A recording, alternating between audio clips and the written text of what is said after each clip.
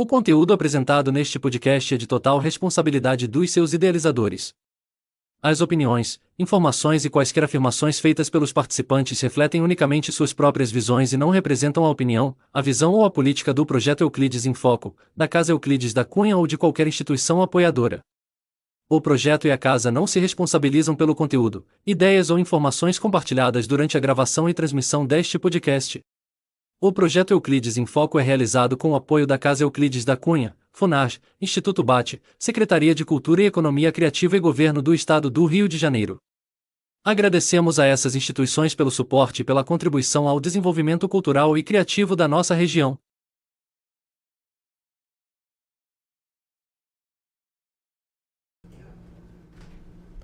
Boa tarde, pessoal. Sejam bem-vindos.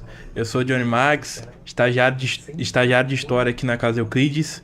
E hoje eu estou aqui com uma pessoa muito especial, uma professora, para ter uma verdadeira aula. Boa tarde, professora. Boa tarde. A senhora pode falar um pouquinho sobre a senhora?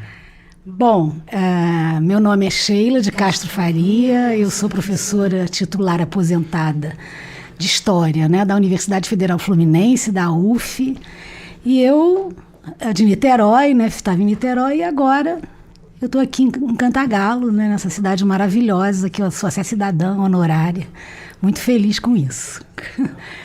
Então, doutora, não precisa me chamar de doutora. Tá. Eu sou... Sheila, tá bom. Tá bom.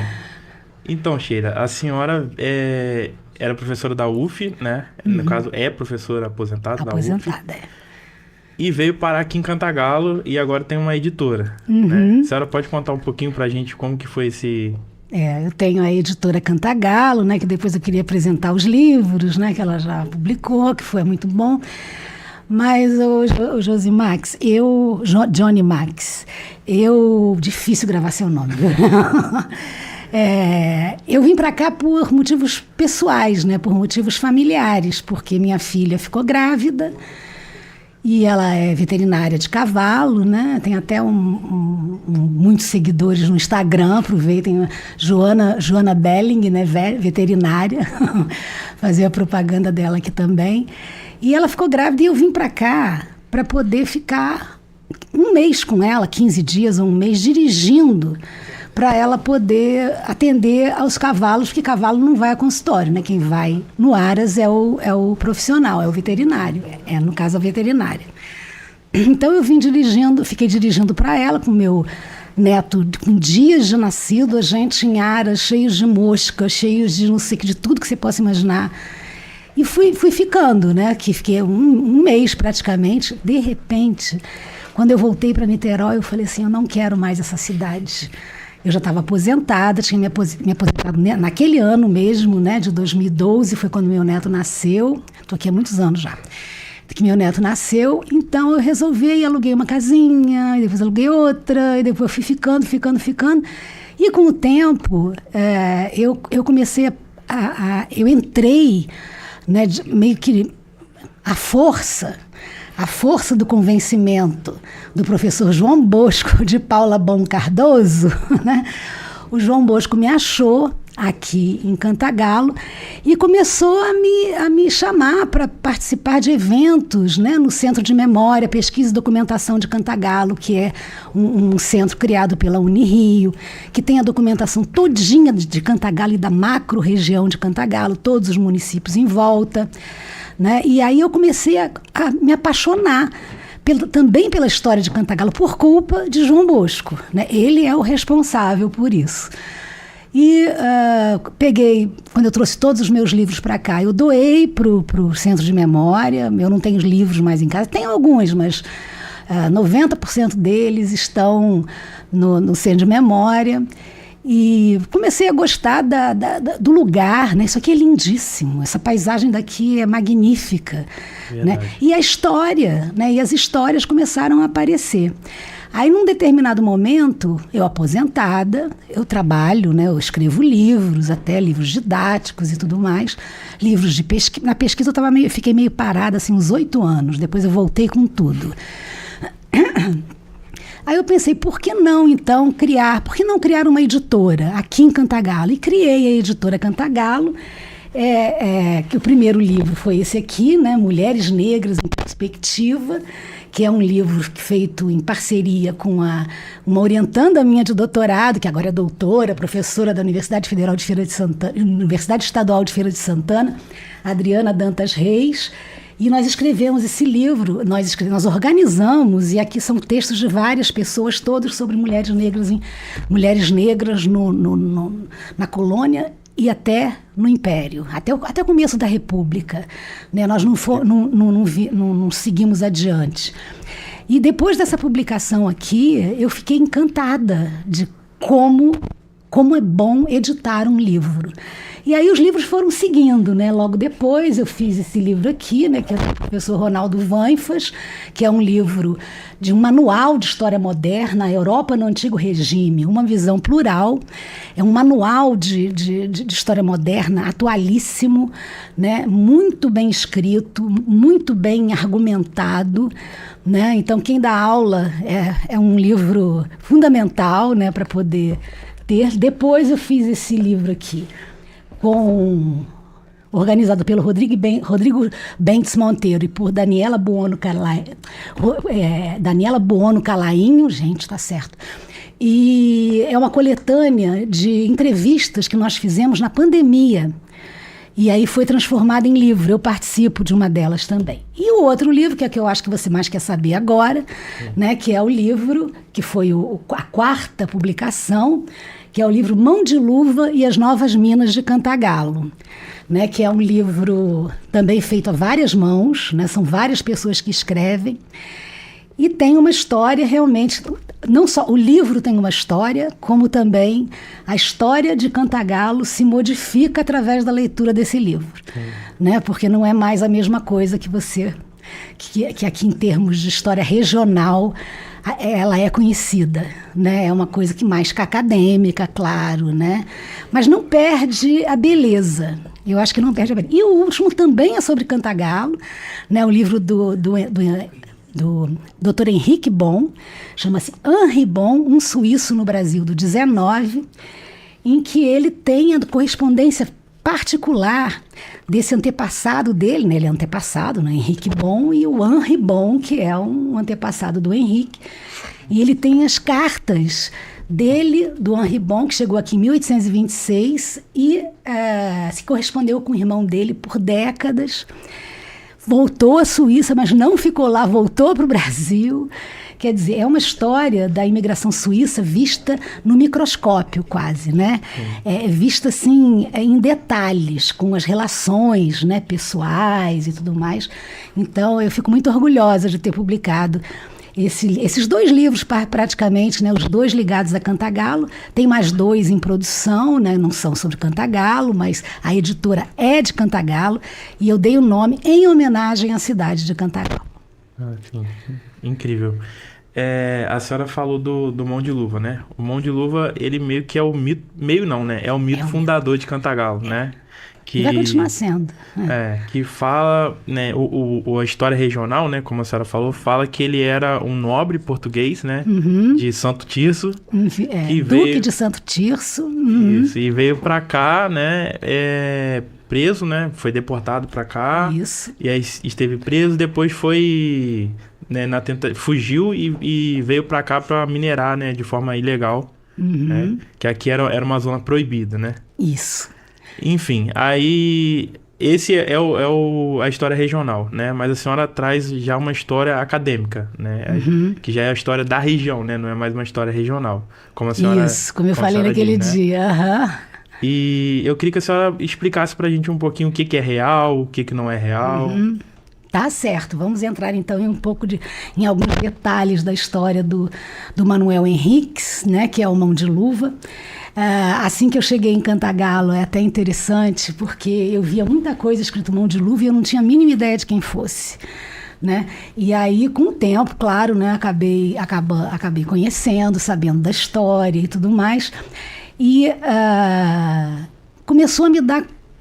Eu comecei a ter curiosidade para ver porque eu gosto muito de colônia, né? Ele está situado, a história de Mão de Luva está situada no século XVIII, que é um período colonial mesmo, né? E eu comecei a ler bastante coisa, e teve um momento em que João Bosco, enquanto era vereador, tudo João Bosco está no meio, vocês viram, né?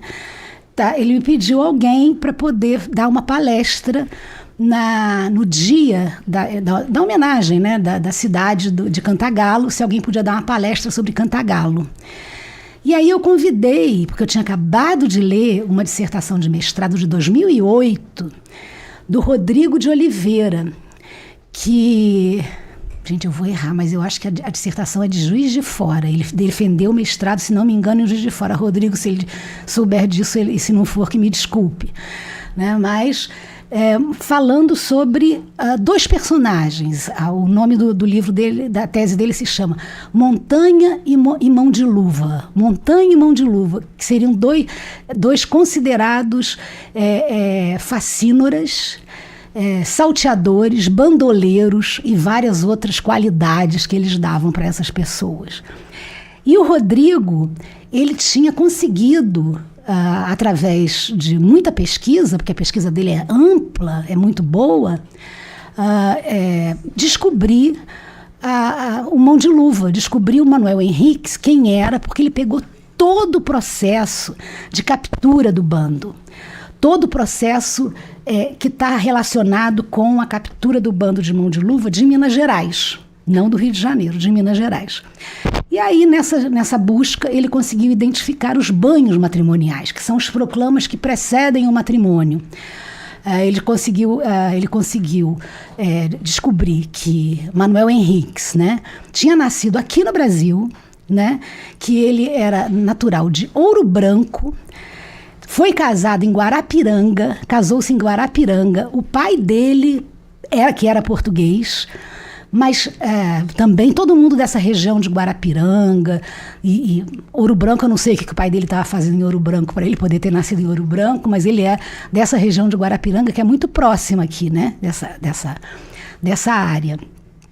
E conseguiu achar também indícios de vários irmãos dele, parentes, né, nessa documentação. Então, do mito, né, que quando eu soube desse mito eu fiquei assim encantada, né, que o mito é bonito, né, é uma coisa assim que é um romance romântico mesmo, né.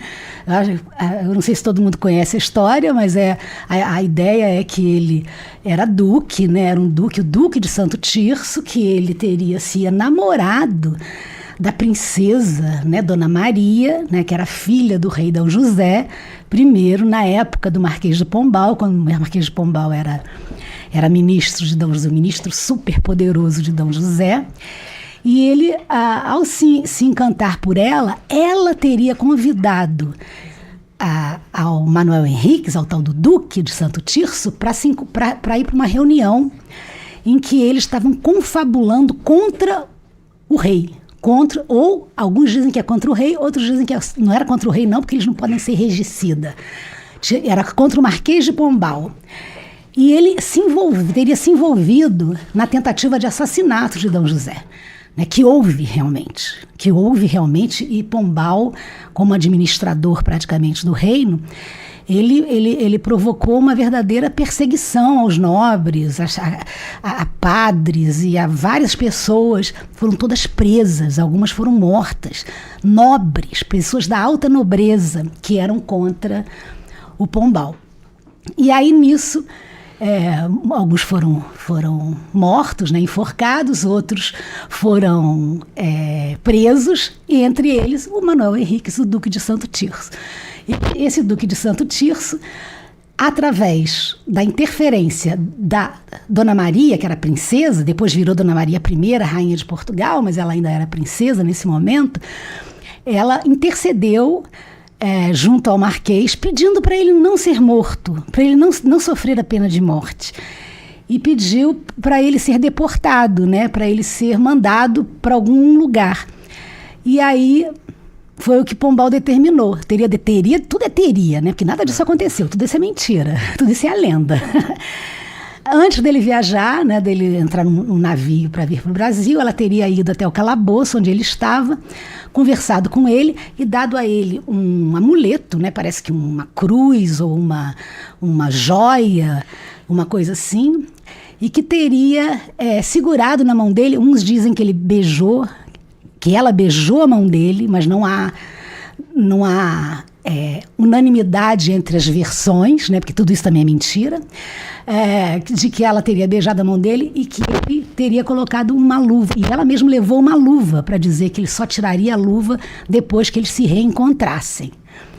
Ele veio, aí começa, né, a trajetória dele aqui romântica, de que ele foi primeiro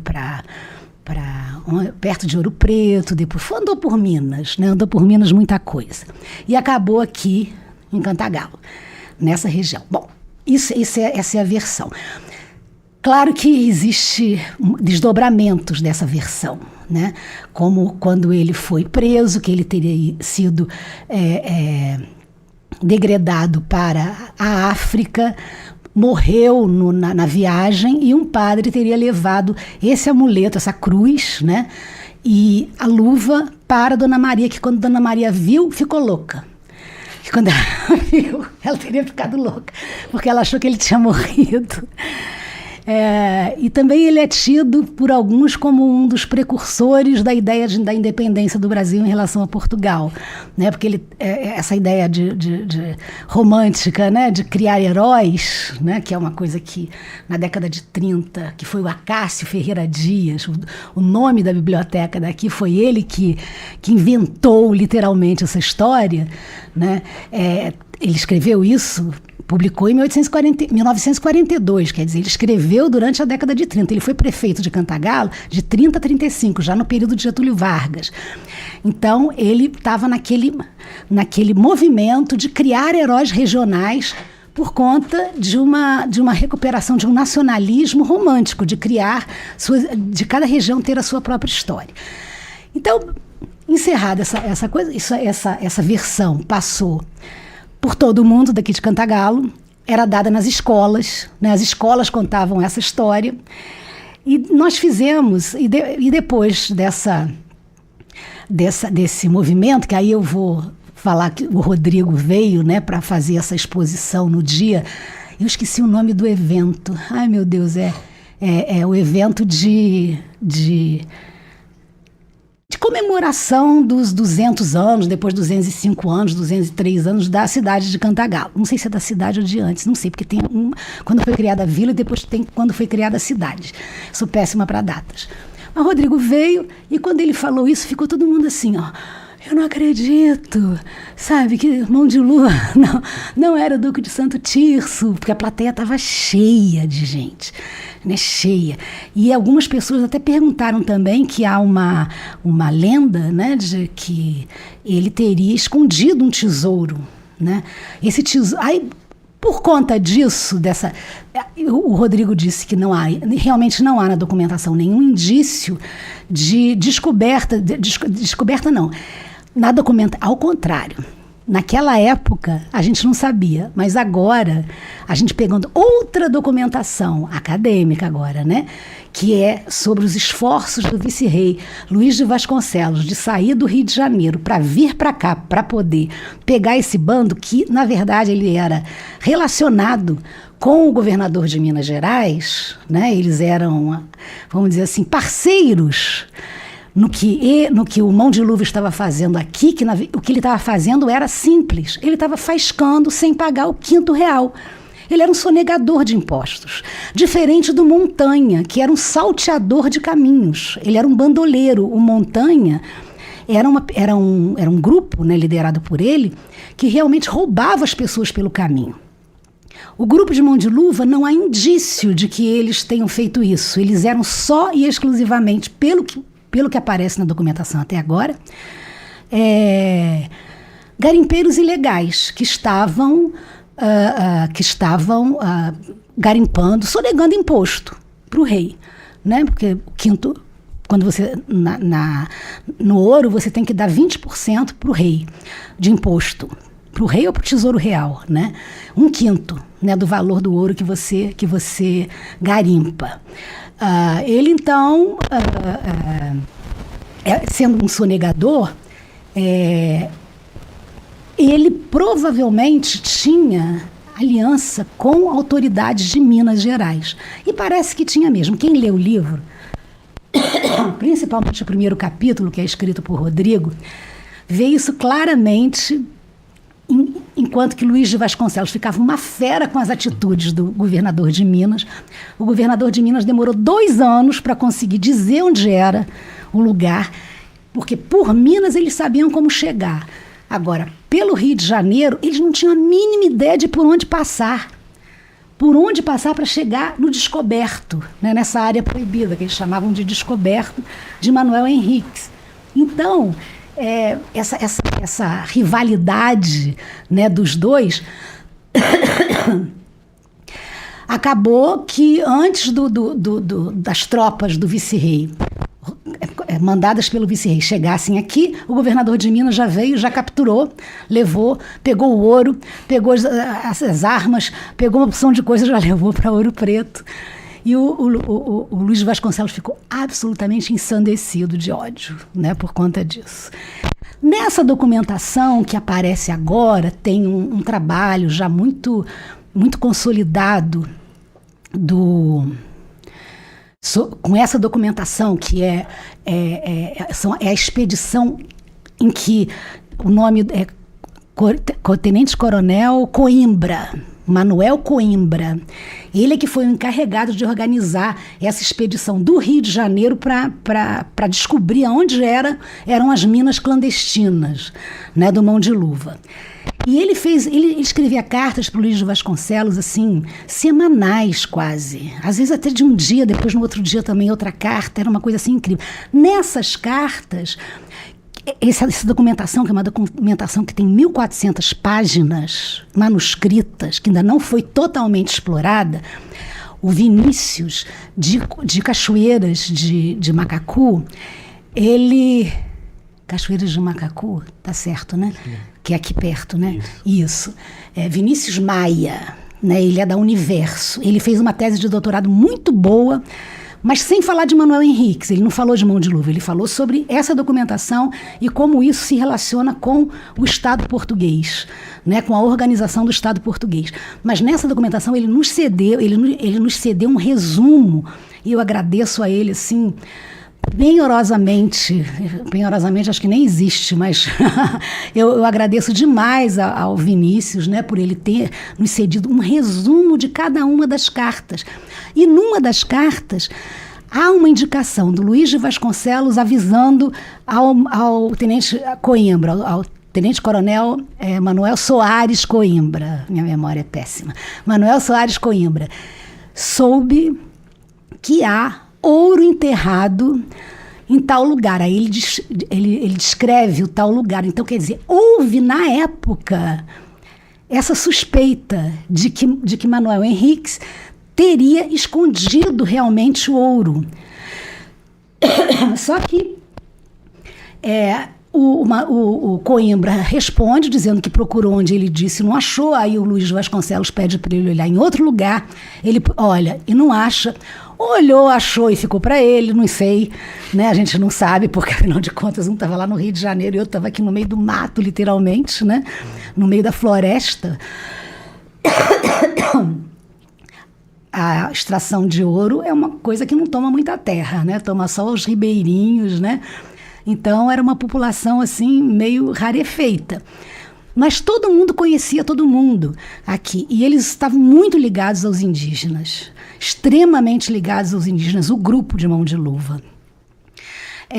Então, quando essa coisa do tesouro, que quando o Acácio escreveu o livro em 1842, e ele diz que deixou que o Manuel Henriques teria deixado até um bilhetinho, ele inventou um bilhete, o Acácio, dizendo quem achar que estava embaixo de uma pedra, embaixo de não sei o quê. As pessoas ficaram doidas e começaram a cavucar cantagalo.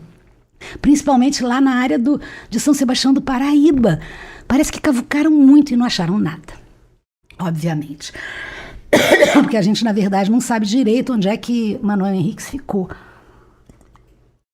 Os nomes que eles davam aos riachos, né, os ribeirinhos, eram nomes diferentes do que a gente conhece agora. Eu tentei fazer uma correspondência, mais ou menos, porque tem um mapa falado, não é um mapa desenhado, do José Gomes, que foi um dos presos, né, pela Inquisição portuguesa, e aí tem um capítulo sobre esses processos, porque até o Manuel Henriques foi processado pela Inquisição, só que nunca teve...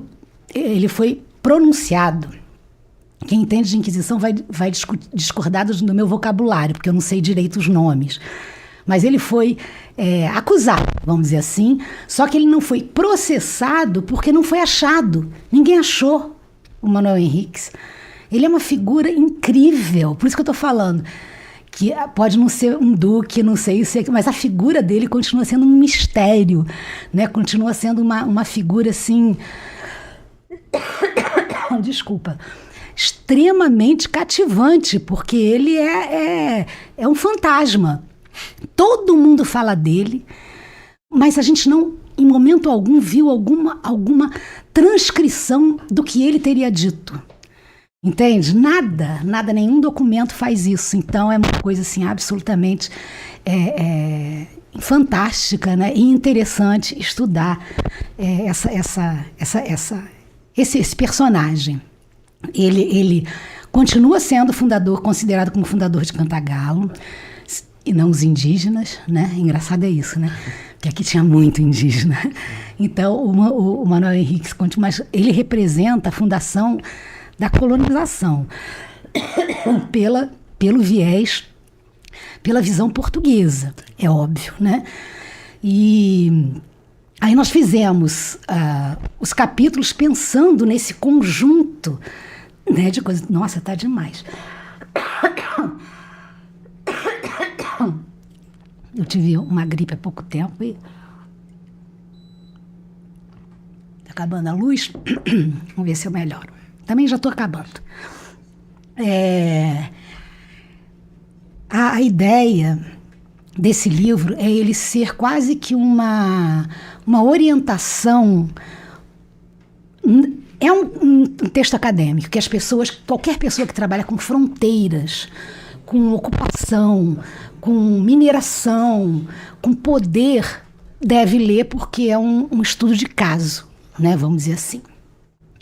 E ela representa o que pode ter acontecido em vários lugares também, de Minas Gerais, Goiás e a própria aqui o Rio de Janeiro, dessa ocupação clandestina e depois a administração portuguesa tomando conta, né, se apropriando dessas coisas para poder enquadrar aqueles habitantes às suas leis. Aqui era um lugar, ele deve ter chegado aqui, eu acredito que por volta de 1770. Ele ficou aqui muito tempo e explorou muito ouro, parece. Antes dele, parece que os jesuítas já tiveram também aqui explorando ouro, e daí que vieram veio a determinação de que estava proibida a entrada de gente aqui nessa região, daí áreas proibidas, né? E então há esse lado, né, de uma história mais geral, uma história do Brasil que está aqui, só que num estudo de caso, mas ela representa caminhos, análise sobre economia do descaminho, sobre tráfico, né, de mercadorias, sobre abastecimento, porque como é que eles iam comer, viver aqui, né? Eles não usavam animais, cavalos, eles andavam a pé. Os cavalos e as mulas, principalmente, né, que ninguém usa cavalo para carregar coisas, as pessoas usavam mulas. Iam até o Rio Paraíba, no Rio Paraíba atravessavam em barcos e depois eram carregados nas costas dos escravizados, que eram escravizados do grupo, né, de Mão de Luva. Foram presos vários, né, escravizados. Então, é uma história que entra escravidão, os indígenas que ensinaram a essas pessoas como andar pelas trilhas. O tenente-coronel Manuel Soares Coimbra, quando chegou num lugar que onde é o Cônego hoje em Friburgo, ele chegou lá no Cônego e falou assim: Aqui é um O perfeito. Aqui é o Cônego, e o nome já era esse, porque era a Fazenda do Cônego, que já existia e foi uma das fazendas destruídas na década de 60, 1760, quando se tornou área proibida. Ela foi destruída, foi uma das destruídas, mas continuou com o nome de Cônego. Ele chegou lá e falou assim: eu estou vendo um O perfeito. Eu fui ver a imagem de satélite, realmente era um O perfeito. Agora, como é que ele viu isso de baixo? Eu não consigo imaginar. Mas ele chegou lá e as cartas dele são ótimas, dizem assim: eu não sei por onde ir, sabe? Eu não sei por onde passar, porque não tinha estrada, eram trilhas, né? E ele começou a inquirir todo mundo que passava por lá, ou pessoas que ele mandava trazer, né, da vila de... Ai, meu Deus do céu, como é que é o nome da vila que agora está abandonada? Santo Antônio de Sá? Santo Antônio de Sá, você é ótimo. Muito obrigada. Ele chamou pessoas, inquiriu essas pessoas.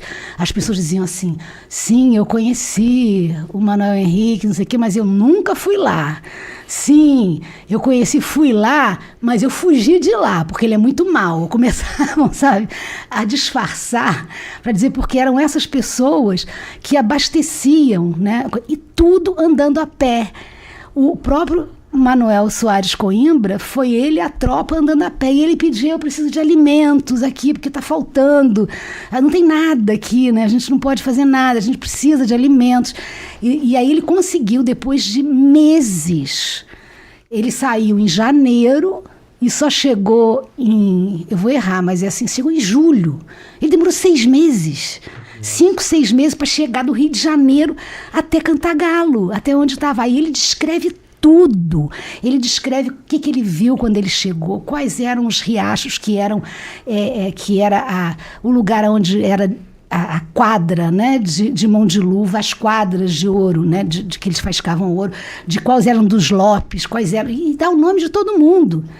Ou seja, é um documento que ainda pouquíssima gente trabalhou, né? Quem escreveu o nosso prefácio foi o Hal Langford, que é um professor, né, dos Estados Unidos, e ele pesquisou nessa documentação. Ele que nos cedeu essa documentação em PDF. Só que ele trabalhou só com indígenas. Ele não se preocupou muito com mão de luva, com essas coisas.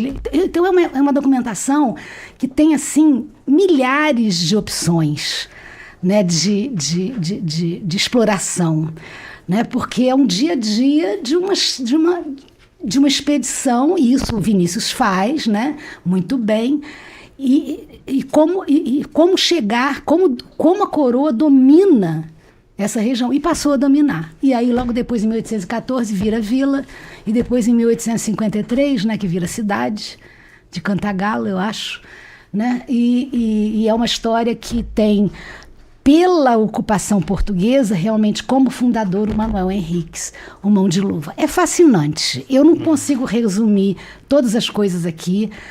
Quando a gente estava já fazendo o livro com o Rodrigo que começou com essa história, ele falou assim: vamos publicar os documentos. Eu falei: não, vamos fazer textos. Vamos usar os documentos como fontes para a gente escrever os textos. E ele topou, né? E ele agora parece que vai publicar lá junto com o pessoal de São Paulo a documentação de Mão de Luva. E eu falei assim: não, está faltando indígena. Aí nós convidamos Maria Regina Celestino de Almeida e Márcia Malheiros, ambas especialistas, né, em história indígena, para falar sobre isso. Então tem aqui um capítulo sobre indígenas, que os professores podem ler e apresentar para as suas turmas, fazer de alguma forma uma dinâmica para mostrar os nomes dos indígenas que estavam, dos grupos étnicos que estavam aqui, ou dos prováveis grupos étnicos que estavam aqui.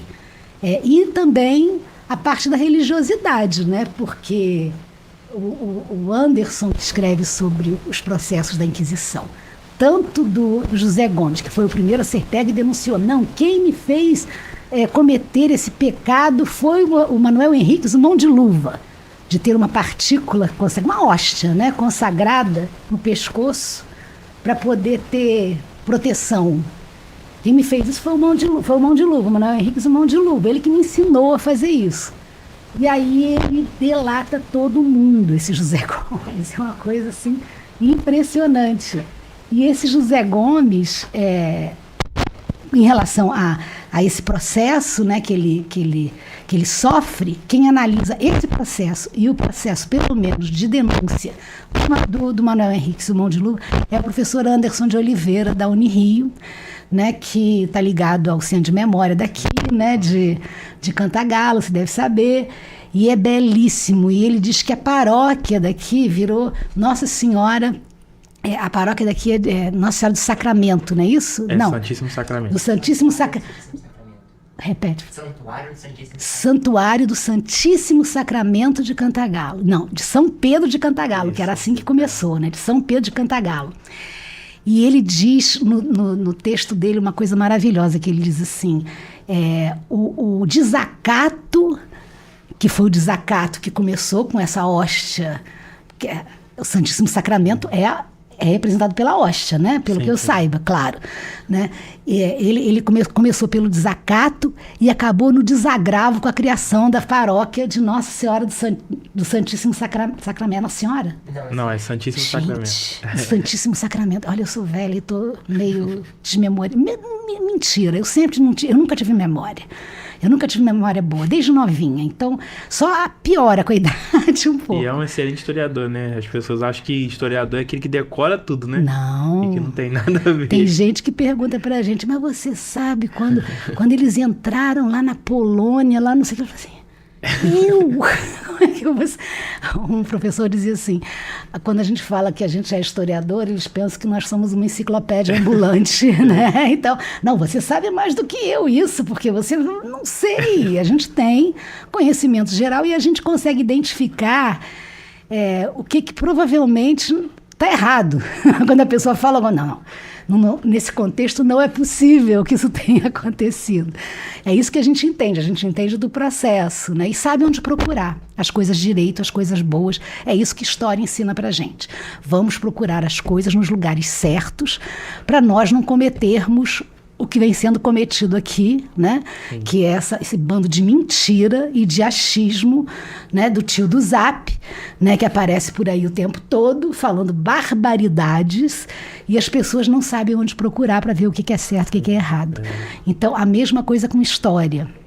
Né? Olha, a Cássia Ferreira Dias inventando essa história, a professora Amélia Tomás repetindo essa história, todo mundo entrando na onda, escrevendo o livro, que foram vários. Citando ele ainda citando ele como fonte, né? E ele já estava errado. Cita ele, tem uma moça, uma professora de línguas, não sei qual, acho que é professora de uma universidade lá do Rio de Janeiro, que escreveu um romance desse tamanho.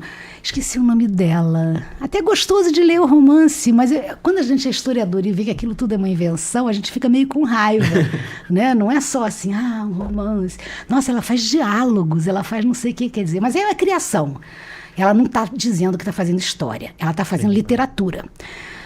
E se ela se inspirou nessa história para fazer literatura, é válido, não há nenhum problema.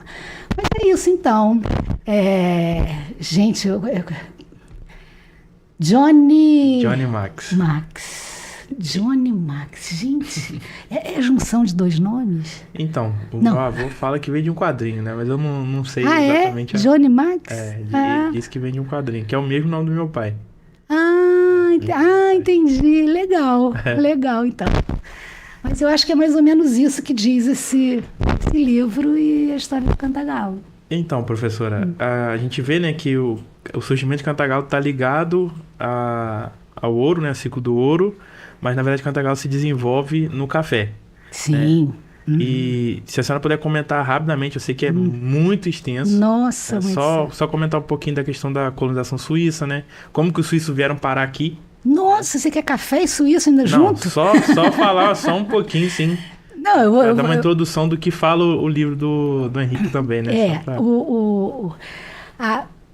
Logo depois que a coroa tomou conta daqui administrativamente, que foi em 1786, a coroa chegou, e falou, isso aqui, não existia ainda Cantagalo, Cantagalo estava ligado à comarca de Santo Antônio de Sá, né? Não era uma freguesia, né? Uma freguesia de São Pedro de Cantagalo, né? Com a igreja do Santíssimo Sacramento de São Pedro de Cantagalo, falei certo agora. E quando eles chegaram aqui, eles viram que não tinha ouro nenhum. Não tinha ouro mais, tinha pouquíssimo. Fizeram até uma intendência do ouro aqui e tudo mais, mas não tinha mais nada. E as pessoas continuaram a vir para cá, inclusive ainda, eu acho até com essa ilusão de que poderiam ficar ricas achando um veio aurífero mais poderoso. E começaram a produzir alimentos para o seu consumo e para venda também, né? E principalmente uma das coisas que eles mais tinham aqui, pelo que eu pude ver pelos inventários, eram porcos. E o porco, você consegue ter uma produção de carne e de toucinho, principalmente, que dura muito tempo. Então, abastecia vários lugares com o toucinho, né, de porco, e você sabe como é que eram aquelas latas de gordura que você cozinha a carne, bota a carne dentro, que lá dura meses. Né? Então, eles comercializavam porco em pé e também o porco na forma de toucinho. Né?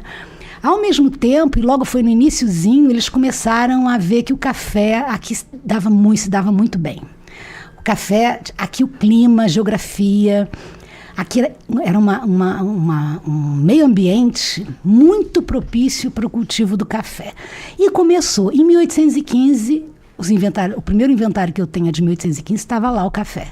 Quer dizer, as pessoas antes já deviam estar cultivando café. E a historiografia sobre a cafeicultura no Brasil, ela sempre achou que Cantagalo foi um café tardio, um café que começou em 1850. Não foi. Aí os inventários, eu analisei uns 25 inventários antes da década de 30, devo estar errando o número, viu? Mas assim, uns 20, né? Nem todos tinham muitos porcos e café. Não muito café, mas café. Agora, na década de 30, os inventários da década de 30, muito café e muitos escravizados. Sabe? Foi assim uma tomada a força do café aqui nessa região. Né? E os suíços, né, que vieram através de um conchavo com um suíço, com Dom João VI ainda, né, quando Dom João o rei de Portugal ainda estava aqui no Brasil. Ele só vai embora em 21, ou em 21, que ele vai embora, e comecinho, se não me engano, e ele faz um acordo de trazer famílias para ocupar terras nessa região aqui, porque ela ainda era uma região de fronteira, né? Uma região que não estava ocupada. Friburgo não tinha nada, né? Era um lugar vazio, pertencia desde 1814 a Cantagalo, né? E fazendo essa junção, né, de interesses, montaram os navios, foi uma tragédia. Aí quem escreve isso é o Henrique no livro Imigrantes, que não existe mais para comprar. Mas ele escreveu, escreve muito isso também nas redes sociais, e aqui também, nesse livro, ele faz um belo resumo sobre essa imigração suíça de 1819, que eles chegaram aqui em 1820, depois de meses parados numa cidade, né, para pegar o navio, não sei o que, a quantidade de mortos que teve durante a travessia e tudo mais, e eles vieram para cá ocupar os lotes pré-determinados na colônia do que se chamou então colônia de Nova Friburgo, para pensar em Friburgo na Suíça, né? Então vieram para cá, só que quando eles chegaram e começaram a fazer, a produzir, Friburgo não dá. Friburgo tem um clima que você não consegue plantar essas coisas. Eu acho que nem mandioca dá em Friburgo, porque é a terra muito fria, muito alta, né? Uma altitude muito elevada. Café nem pensar, né? Café não brota em Friburgo de jeito nenhum, porque precisa de solo quente. Hortaliças, sim, você consegue, né, alguma coisa, mas dependendo da época não, mais para o verão, né? Chega no inverno mesmo, tudo geada, morre tudo, né, queima tudo. Então era muito difícil para os suíços, né, sobreviverem até nos seus lotes, né, de terras. Mas fora isso, eles ficariam lá se não tivesse um atrativo em volta. Só que havia o atrativo em volta, que era todo mundo plantando café até na cabeça, se bobeasse, nessa região que eles chamavam de terras quentes, que é aqui de Cantagalo, de Carmo, vai dizendo as cidades, todas as cidades aqui, Trajano, Macuco, não sei o quê, porque você vê, faz assim, né? Aí aqui vem, isso aqui é Vale do Paraíba, não é Serra. Cantagalo não está na Serra. Quem está na Serra é Friburgo e talvez umas outras regiões lá. Mas quem está aqui, nós estamos no Vale do Paraíba. No Vale do Paraíba Norte, pode ser, mas Vale do Paraíba. Tem a mesma altitude, o mesmo terreno, a mesma geografia, mesmo morros, em formatos de meias laranjas, né? Como Paraíba do Sul, como Vassouras, como Resende, como várias outras cidades cafeicultoras de peso. E Cantagalo virou assim uma super produtora de café. Vendo isso, o que eles fizeram? Largaram seus lotes e vieram, apesar de ser proibido pelo contrato. Não foram perseguidos, não foi nada. Esse cara, olha como é que eu sou já íntima dele, né? Esse rapaz que veio com 19 anos, 20 anos para cá, ele veio sozinho. Ele não veio nos navios que vieram os suíços. Ele por decisão própria, o Henrique transcreve a carta que ele fala para um amigo, olha, estou indo para o Brasil, né? Vou tentar, não sei o que. Ele vem para cá em 1826, com essa idade, né, 18, 19, 20 anos, jovenzinho, né? Chega aqui, a primeira coisa que ele já vem com algum dinheiro, ele não vem, e ele não para em Friburgo não, ele vem direto a Cantagalo e compra terras na Pena, que era de Cantagalo também, que hoje é Cordeiro, mas ele compra terras na Pena, compra escravizados, casa, quase que imediatamente, já casa com uma suíça, mas aí o Henrique vai me matar, mas eu não lembro mais, que eu sempre erro. Essa primeira suíça que ele... Ah, não, era ela sim. Essa primeira mulher dele era católica e ele era calvinista. Só que pela lei da imigração, só podia vir famílias suíças católicas para cá. Mas vem uma porção de calvinista, uma porção. Ele se corresponde com várias pessoas que são calvinistas também. É uma história fascinante, né? Então, depois vem a leva dos alemães, né? Depois vem... Mas eles vêm para cá. E se você observar, em toda essa região aqui, desse Vale do Paraíba daqui, esse Vale do Paraíba daqui de cima do Paraíba, até passando Macaé, indo mais adiante, o que tem de sobrenome suíço e alemão é uma coisa enorme. É uma coisa assim... É impressionante, você vê uns nomes absolutamente estranhíssimos e que eles foram trocados também, muitos deles, né? Muitos deles foram aportuguesados, né? O Henrique fala de vários deles, você morre de rir para ver como é que eles começavam a trocar, mas claro, estava numa outra terra, numa outra coisa. Então, é por isso que o chamativo das terras quentes foi maior do que o problema que eles poderiam ter por conta do contrato de ter que ficar nos seus lotes. Vários ficaram, viu? Não foram todos que vieram, que desceram, não. Desceram mais aqueles que tinham cabedal, né? Tinham alguma coisa para poder investir em escravizados, investir em terras, né? O Henri Bon, ele começa na Pena e depois vem para aqui para cima, onde é Campo Limpo. Campo Limpo. A fazenda dele está lá até hoje, inteira.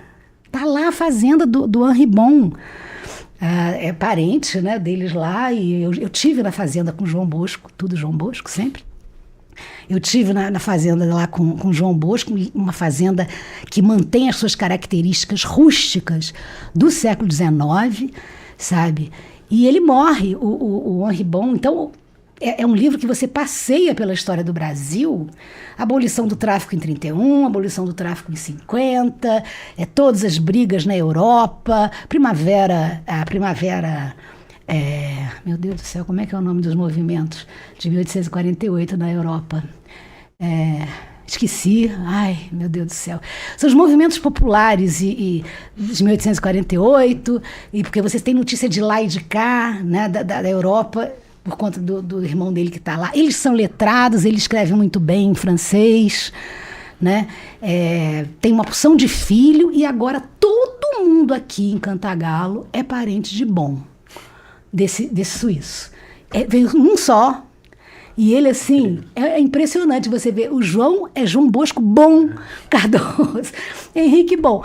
Todo mundo que eu conheço, dizendo não sei o que, Bom, eu falei, gente, todo mundo é parente aqui, sabe? É uma coisa, assim, impressionante. Mas, e de um só que veio. E agora, porque foram depois, porque ele é um lado, né? Como diz o Henrique, tem a mulher também, as mulheres. Ele teve essa mulher que era católica, depois ele casou com uma calvinista. Casou, não. Ele primeiro ficou morando com ela e teve vários filhos com ela sem casar. E ela sendo também calvinista. Casou bem depois e teve essa quantidade de gente. E os escravos que vieram para cá não eram os mesmos escravos que foram para Vassouras, que foram para o Rio. Eu fico impressionada com os escravos que vieram para cá. São escravos que vieram da África Oriental. Vieram de Moçambique. Ainda há necessidade de um trabalho sobre isso. Eu talvez faça um trabalho sobre pegar os inventários, né, e ver as origens desses escravos. Pegar batismos, casamentos e óbitos, também para mapear a quantidade de escravizados que veio de Congo-Angola, da África Ocidental, que é o Golfo do Benin, né, Nigéria, tudo mais, que são os Yorubá, Nagô, Jeje, e os da área oriental da África, que são os Moçambique. Eu acho que aqui tem, assim, eu vou inventar, mas 60%, 70% dos escravizados daqui vieram de Moçambique. Ou seja, muito diferente de outros lugares. Porque o Antônio Clemente Pinto, o tal do Barão, né, de Nova Friburgo, que é empreendedor, que é isso, que é aquilo, era um grande traficante. E eu identifiquei pelo menos 5.000 e tantos escravizados vindos de Moçambique, que ele recebeu no Porto do Rio, quando o tráfico ainda era legal, até 1831. Depois a gente perde, porque não dá mais para saber. Não tem mais dados, né? Não tem mais dados, porque eles entram clandestinos. Mas o Antônio Clemente Pinto não parou por aí. Ele continuou fazendo essas viagens, né? Mesmo até 1850, até quando o Império realmente falou assim, não, tem que parar, tem que abolir o tráfico, não tem jeito. E aí sim, talvez ele tenha parado, né? Não sei. O Antônio Clemente Pinto a gente nunca sabe o que vai acontecer. Mas eu acho que é isso, eu acho que respondi a sua questão sobre misturando suíço com café e tudo mais. É claro que eu estou falando tudo meio de improviso, né? Eu não preparei para poder falar essas coisas. Se eu tivesse que dar uma aula, eu teria que dar uma aula mais organizada. Eu espero que você tenha entendido, que as pessoas que estão ouvindo, se é que há alguma... não há, né? Sim. Deve ter, né? Tenham entendido e fica gravado também, não fica? Fica. Ah, então vai ter. Eu espero que tenham entendido mais ou menos e estou à disposição para dúvidas suas, não agora, mas depois, né? Eu moro aqui do lado, né? Eu desci aqui 3 minutos antes das 3 horas. Eu já estava aqui na hora, então me faz muito bem orientar pessoas, tá? Onde consegue adquirir o livro? Tá. Importante. Todos os livros estão à venda. O Mão de Luva está quase esgotado. Eu só tenho 2 ou 3 dele lá em casa. Na Amazon está quase esgotado. Caramba. Todos os livros são vendidos pela Amazon, com exceção desse primeiro aqui, que é o Mulheres Negras em Perspectiva, que eu fiz em coedição com a editora da Universidade Estadual de Feira de Santana. Todos os outros também são vendidos pelo Kindle. Tem e-book também, isso é bem... Eles não são caros, né? Os livros da Cantagalo são livros baratos, né? Sim. Mas o Kindle ainda consegue ser um pouquinho mais barato ainda para quem tiver interesse, e eu recomendo muito ler em... Eu só compro livro em e-book agora. Porque você imagina, eu preciso achar o nome do tenente-coronel e eu não lembro de jeito nenhum, né? O que eu faço aqui? Horas procurando. Cadê o nome do homem? Meu Deus do céu. Enquanto que lá eu boto assim, se eu lembro de uma parte, tenente-coronel, aparece todos. Estão lá, todos. Sim. Então, pesquisar com e-book, eu sou uma mulher velha, né? Eu sei que não sou muito velha, mas eu estou falando assim, eu sou mais velha, tenho 67 anos, quer dizer, já tenho muita idade. Mas eu sou absolutamente partidária da tecnologia, sabe? Quanto mais eu aprender usando a tecnologia a meu favor, inclusive em relação a tempo, né? Porque eu não tenho tempo mais, tanto tempo. Então, e-book. Nossa, você procura qualquer coisa, eu assino, né? Então, eu baixo o que eu posso e compro quando eu não posso baixar de graça. Eu recomendo os livros em e-book. Todos eles estão em e-book, com exceção desse aqui. A editora de lá disse que talvez faça, mas vamos ver. Agora, os outros todos estão, e esse aqui, que quem gosta de ler, né, com livrinho, sentindo cheirinho de livro novo, esse aqui está quase no final do estoque lá, e eu não sei se eu vou fazer uma segunda edição, porque tem que fazer revisão. Sempre sai erro, não tem jeito. Sabe, eu nem gosto de ler. Eu falo assim, ai meu Deus do céu, saiu faltando um S aqui nessa palavra. Ai meu, sabe aquela coisa? Faz parte da edição. Mas eu queria agradecer muito a receptividade que eu tive aqui. Você é uma simpatia. Você reparou que eu não preciso muito de perguntas, né? Que eu falo sem parar. Né? A senhora gosta, né? Eu gosto da aula, né? Quer dizer, não é gosta. Eu nem queria mais dar aula, mas eu sou acostumada a isso. Né? Organizar o raciocínio assim, de improviso sai meio confuso para mim. Mas... Se eu tiver que falar mais uma hora aqui, eu falo também. É uma profissão. A profissão faz isso. Você vai ser professor, você vai ver que você vai se acostumar também. Se você bota João Bosco aqui para falar, ele ainda fala mais que eu. Sabe que também fala, vai ligando uma coisa a outra. Porque faz parte da nossa vida, né? Eu dei aula há 30 e tantos anos. Então... é isso, e ele ali é uma gracinha também, ele é muito simpático. Você também é de história? Não, sou da comunicação. Mas é muito bom você, gostei, sabia o nome das coisas e tudo mais, muito bom. Queria agradecer a todos vocês, e ele, como é que é o nome? João. Oi, João, obrigada. Não, já falei com você antes, né? Mas muito obrigada, viu, por esse espaço. Eu espero que gostem e comprem os livros da editora Cantagalo, que vale a pena. E tem também um outro livro, posso fazer uma propaganda rápida? Fique à vontade. Que eu sou coordenadora da edição dessa série aqui, ó. Essa aqui já é outro nível de livro, dá para ver, né? Esses aqui são os livros da editora Cantagalo. Esse aqui são livros da Kozak Edições, que é uma editora assim de altíssimo padrão de São Paulo, né? E esse aqui, eu sou coordenadora dessa coleção, chama-se Série Crioula, e esse aqui foi o primeiro livro que saiu da Série Crioula, que é meu, né? De Sheila de Castro Faria, que se chama Sinhás Pretas, Damas Mercadoras, né? Que foi a minha tese titular para a história, que eu reformulei toda, é óbvio, foi lançado este ano, né? Esse ano foi lançado Kozak Edições, quem é professor, compra com professor de qualquer nível, compra com 30% de desconto no próprio site da Kozak, e tem os outros títulos, né? Tem Caça às Baleias, né? Não é o nome, não é esse, não. É outro nome. Tem o Devoção Negra, que é do Anderson, que é sobre irmandades negras. Devoção Negra é ótimo. Tem um livro do Ronaldo Vaifas, que é sobre a segunda visitação da Inquisição à Bahia. E tem o livro da Ludmilla, que é sobre viajantes de saias, que é sobre Floresta Augusta, né? A Nízia Floresta, vocês já devem ter ouvido falar, né? Que foi uma escritora que viajou tempo todo, Brasil, França, Brasil, Europa, Itália, não sei o quê. E é um livro belíssimo também. Então são 5 livros agora e já estamos produzindo mais 2 pela COSAC Edições, com 30% de desconto no site da COSAC. O meu não tem desconto, não. Eu não vendo mais pelo site, eu só vendo pela Amazon.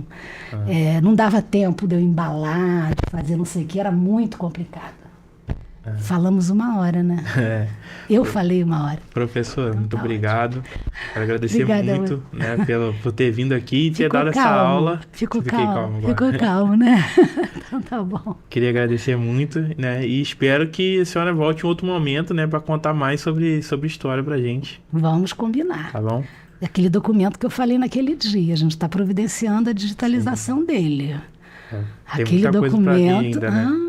Quando eu descobri aquele documento e fizer uma primeira varredura, eu aviso a você e falo assim: vamos fazer um podcast, tá bom? Tá bom, muito obrigado. Obrigada a vocês dois também, tá? Muito Obrigado, obrigada. gente. Obrigado, audiência.